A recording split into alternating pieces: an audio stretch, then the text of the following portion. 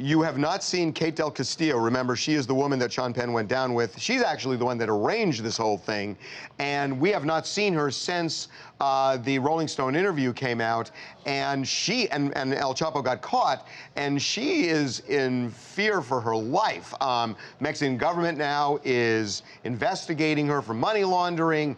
They're not happy with her because she was able to do what they couldn't, which is find him. Right. And so and you would assume El Chapo's people are not particularly happy with her. Which explains probably why she is here in LA. So guess what? Yes. She has resurfaced and we got her.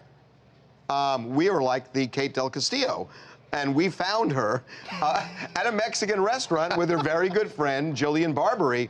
Jillian is awesome. She is currently on KBC Radio. You've seen her on the NFL. You've seen her in a lot of things. They are really, really good friends. So they went to El Coyote restaurant in Los Angeles Saturday night, and here is what we got.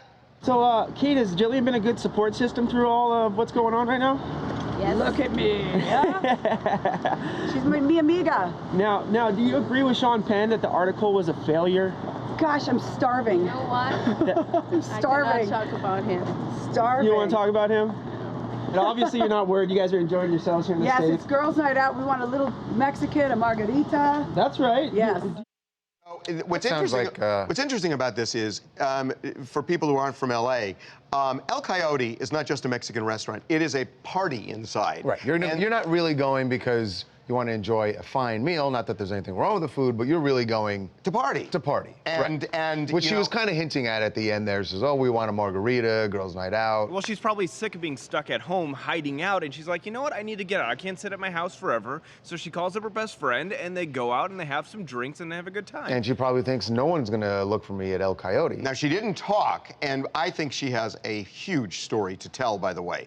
That's the reason she's not telling it yet. I did find interesting. Number one, that they went to a Mexican food restaurant. I thought that was kind of funny.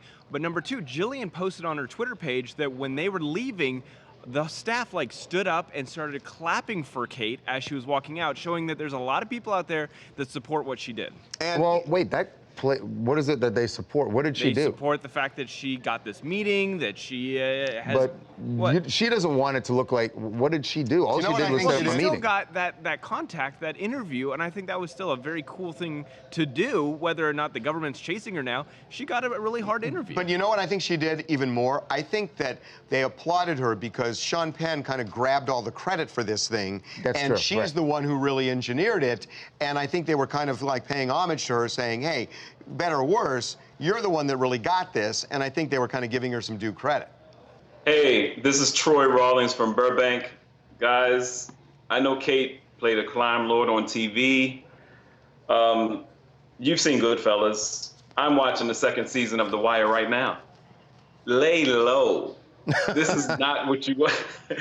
If you want people to think you had nothing to do with this, and here's the thing, crime lords, drug dealers, they don't negotiate. They're not going to talk to you about what they think happened. Yeah, lay low. Yeah, but you know what? In some ways, I wonder if she's more scared of El Chapo's people or the Mexican government, because the government seems to be really coming after her. Right. Well, one you would think operates above board, and the other, you don't know when they're coming. Or both are not necessarily. Or maybe both, maybe not. Okay.